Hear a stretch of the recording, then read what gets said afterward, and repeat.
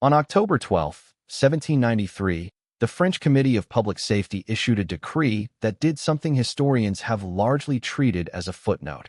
It erased the name of one of the oldest continuously inhabited cities in the Western world. Marseille, founded by Greek colonists around 600 BCE, a Mediterranean port with more than 2 millennia of recorded history, was officially redesignated sans nom, the city without a name, not metaphorically, by government order. That is where this investigation begins. Not with grand theories, not with buried civilizations. With a bureaucratic document, a specific date, and a question that document raises and does not answer. What administrative logic requires a city of hundreds of thousands of people to have no name at all? The revolutionary explanation is political punishment. Marseille had resisted Paris. The renaming was humiliation by decree. That framing is documented, historically grounded, and at least partially convincing. But it does not account for what happened next, or, more precisely, for the scale and coordination of what happened simultaneously across France, and then, a century later, across the Atlantic. Consider the pattern. In 1793 and 1794, Lyon, Bordeaux, and Marseille, 3 of the largest cities on the European continent, lost their names within the same narrow window of revolutionary decree. The official record attributes this to Jacobin politics. These cities had committed federalist crimes, and renaming was their punishment. But the political explanation stops explaining when the renames extend beyond politically rebellious cities. Smaller towns, villages with no documented resistance, were swept into the same administrative transformation. The renaming became systematic in ways the punishment framework alone does not predict. Then there is the logistical problem, which the standard histories tend not to dwell on. France in 1793 had no telegraph, no railway network, no infrastructure capable of rapidly coordinating mass administrative action across a country in the middle of a civil war. Dispatches moved by horse. Yet the decree dates cluster. Multiple cities, in different regions, with different political histories, were renamed in apparent synchrony. The mechanism by which that coordination was achieved is not, to my knowledge, satisfactorily explained in the existing literature. Jump forward 100 years. Cross the Atlantic. In 1894, the United States Board on Geographic Names issued Order 114, a directive that removed specific categories of descriptive words from hundreds of American place names in a single administrative action. The words targeted were mundane, old, new, ridge, valley. Overnight, towns that had been called what their own founders called them were renamed. The official justification was postal efficiency. The expanding federal mail system could not easily manage 12 towns named New Valley across 12 different states. Standardization, the record suggests, was operationally necessary. That is a reasonable explanation. It would be entirely sufficient were it not for one number, 157. Of the 323 recorded American city renames under Order 114, 157 occurred in a single state, Illinois. That is 48% of the total, concentrated in one geographic area, under one administrative action. The postal efficiency rationale predicts a roughly proportional distribution, more renames in more populous or more recently settled areas, perhaps, but not a near majority in a single state. Illinois did not have a uniquely chaotic postal infrastructure. It was not anomalously attached to the word ridge. The distribution was not random, and the postal explanation does not account for why it was not. What the postal explanation also does not account for is where Illinois is, and what has been found there.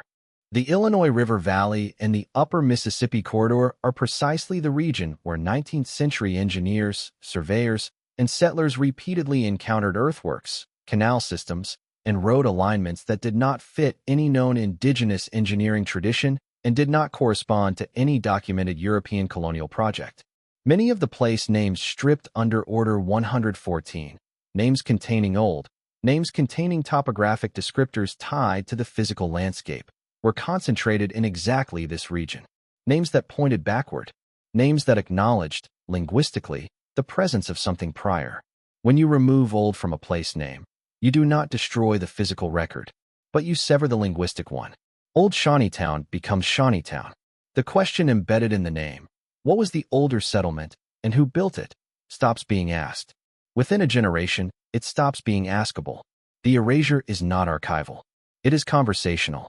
It happens in the daily vocabulary of people who no longer have a reason to wonder. Phoenix, Arizona, makes the implicit explicit. The city was named in 1867 by Darrell Duppa, a British settler with a classical education, who was not being poetic. He looked at the landscape around him, specifically at the remains of a canal system already present in the Salt River Valley, and stated, in contemporaneous accounts, that the place should be named after the mythological bird that rises from its own ashes, because this was a civilization rising from the ruins of a prior one. That is the documented, first-person explanation given by the man who chose the name. The ruins he was referencing were functional. When Anglo-American settlers arrived in the 1860s and 1870s, they found hundreds of miles of engineered irrigation canals already in place. Not partially constructed, not sketched in outline, but operational in their alignment and design. The settlers did not build them. They cleaned them out, reinforced them, and began running water through a system someone else had engineered at a scale that modern hydrologists and engineers have described as remarkable.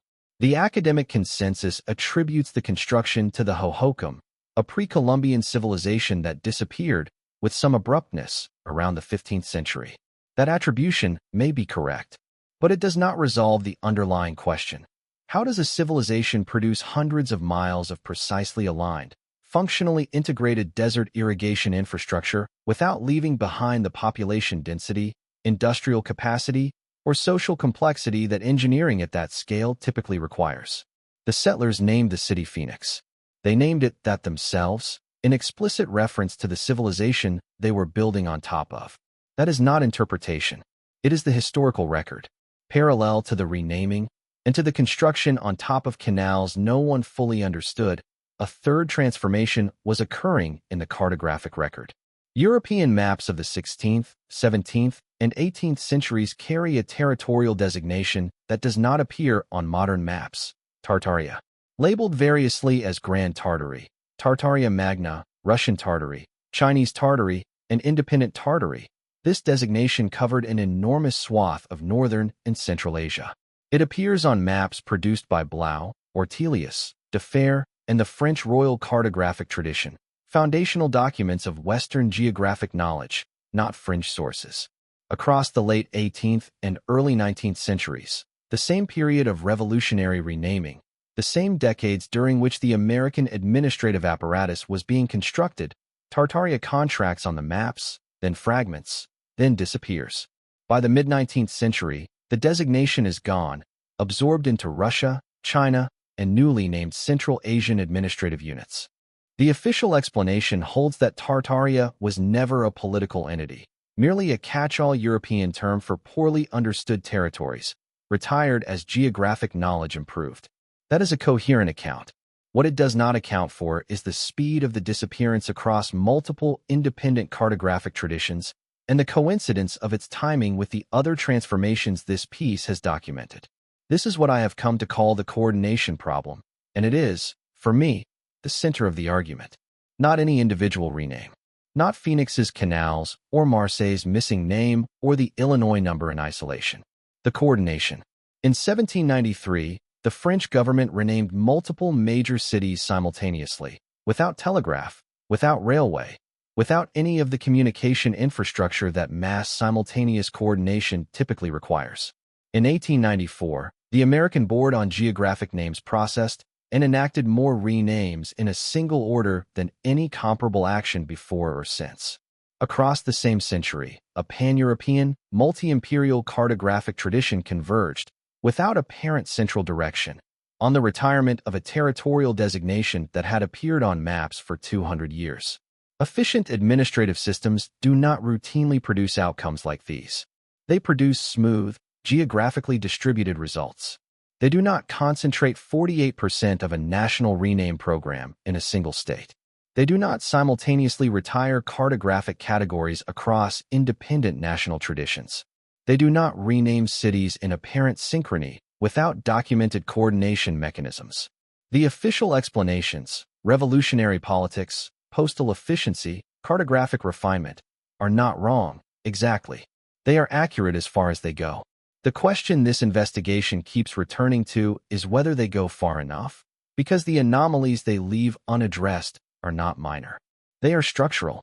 They concern the coordination of events across continents, the concentration of administrative action in specific geographies, and the consistent timing of that action within a single historical window, roughly 1750 to 1900.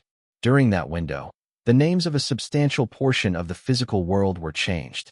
The maps were redrawn. Cities in France lost their names by decree on specific days. A federal order removed the backward-looking vocabulary from hundreds of American towns overnight. A vast territorial designation vanished from the cartographic record.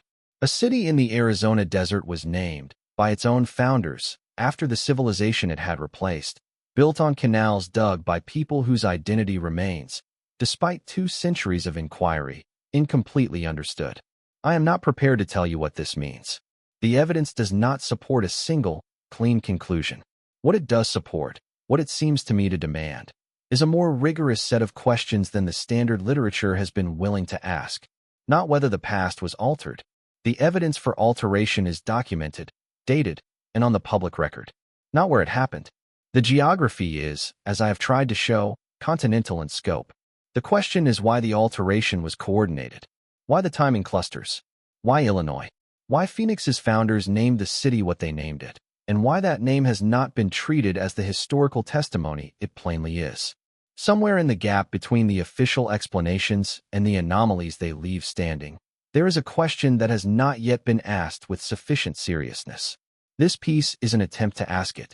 They concern the coordination of events across continents, the concentration of administrative action in specific geographies, and the consistent timing of that action within a single historical window, roughly 1750 to 1900.